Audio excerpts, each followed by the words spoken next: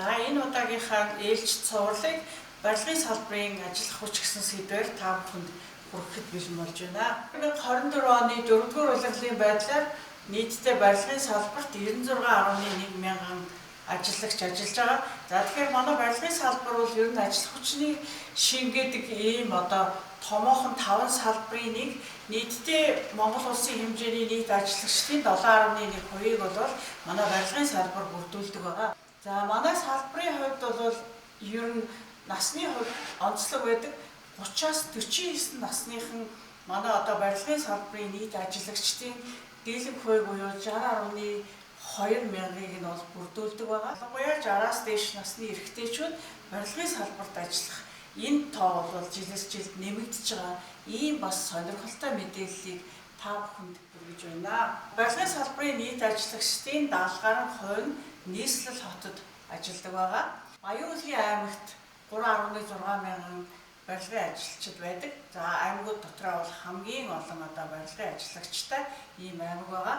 Дараа нь Өвөрхангай аймаг 3.2 мянган ажиллагч ажилладаг ийм байна. Хүмүүсийн дунд бас барилгын салбарт маш их гадны хүн ажиллаулаад байна гэсэн ийм мэдээлэл байдаг. Энэ дээр бас үнэн зөв мэдээллийг бүхэн зөвтэй гэж бодож байгаа. За тухайлах юм бол 2024 онд нийтдээ Монгол улсад 8 мянган гадаадын иргэн хөдөлмөрийн гэрээгээр хөдөлмөр эрхэлж байгаагийн дийлэнх нь уул уурхай салбар, худалдааны салбар, боловсролын салбарт хөдөлмөр эрхэлж байгаа. За барилгын салбарын хувьд бол энэ 8 мянган хүний 9.9% буюу 794 хүн барилгын салбарт ажиллаж байна. 24 оны жилийн эцэст гэхэд 892 залуучууд гадаад улсад хөдөлмөр эрхлэхээр явсны дөнгөж 27 нь л барилгын салбарт барилгын ажил хийхээр ингээ хуваарлагдсан ийм дүр зураг байна. Манай барилгын салбарт гэлтгүүгээр ер нь бүх салбарт бол ажиллах хүчний эрэлт хэрэгцээ, ажиллах хүчний хомсдол үүсэж байгаа гэдгийг бол хүн бүхэн мэдж байгаа. 25 он энэ жилийн хувьд бол барилгын салбарт бол 8.7 мянган хүн нэмж шаардлагатай байна гэсэн ийм зүйл байгаа. За тэгээд ингээд цаашаа яваад байхаар нөгөө олон мега төслүүд маань 28 оныг хүртэл хэрэгжнэ гэж үзвэл барилгын салбар 110 гаруй мянган ажиллагчтай байж ич энэ төслүүдийн бүтээн байгуулалтанд оролцох нэ. Тэгэхээр дүнгээр бол 20 гаруй мянган ажиллагчдыг шинээр барилгын салбарт татан оруулж ирж манай барилгын салбарын ажиллах хүч бол бас тодорхой хэмжээнд бүрднэ гэсэн ийм тооцоолол гарсан байна. Засгийн газрын 190 хоногийн тайлан дээр бас хүн болгонд харагдаж байгаа. Зөвхөн нэг мега төслийг хэрэгжүүлэхэд төслийн хүрээнд 1600 ажлын байр шаардлагатай. За тэгээд бүтээн байгуулалтын ажил нь бол 60% эзэлнэ гэж байна.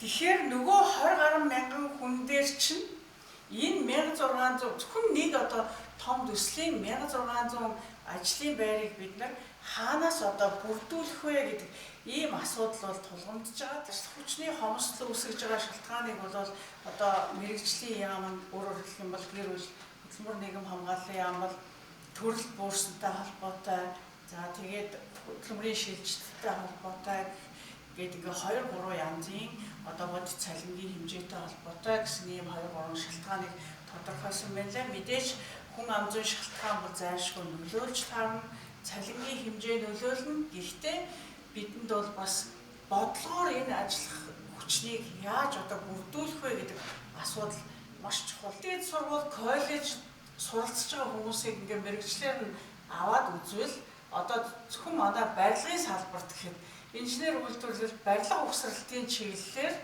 за тэгээд инженерчлэл, инженерийн худалдаа, архитектур, барилга бүтээн байгуулалт гэсэн саяны дурдсан 3 мэрэгчлэр гээд үзэхээр 15 мянган оюутан ингээ сүүлийн 3 жил, 4 жилийн хугацаанд суралцж байсан байгаа. Үүнийг барилгын чиглэлээр төгссөн хүмүүсийн тоо мэрэгчлэр ингээ харахаар за жишээлх юм бол 23 онд 3400-аад хүүхдэл барилгын мэрэгчлэр төгссөн байгаа.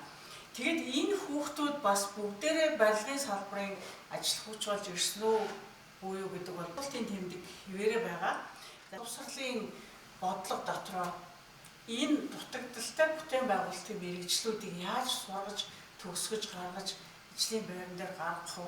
Одоо байгаа хүмүүсийн яаж чадварчулж, мэргэжлийн болгож, ямар хэмжээний хөрөнгө оруулалт шаардлагатай болохын гэдгийг харж үзэх хэрэгтэй байгаа. Дээрээс нь бид нэр гадаадаас одоо ажиллах хүчийг ямар байдлаар, ямар бодлогоор, ямар журам дүрмээр, ямар хяналтын дор оруулж ирэх вэ гэдгийг ч бид нар бас бодох цаг болсон байна гэдгийг бас энэ дашрамд мэдээлэл түшиглэн дуулгах гэж энэхүү одоо мэдээллийг сэдвийг хүндэн ярьж байгаамаа. Ингээд анхаарал тавьсан сонссон та бүхэнд баярлалаа.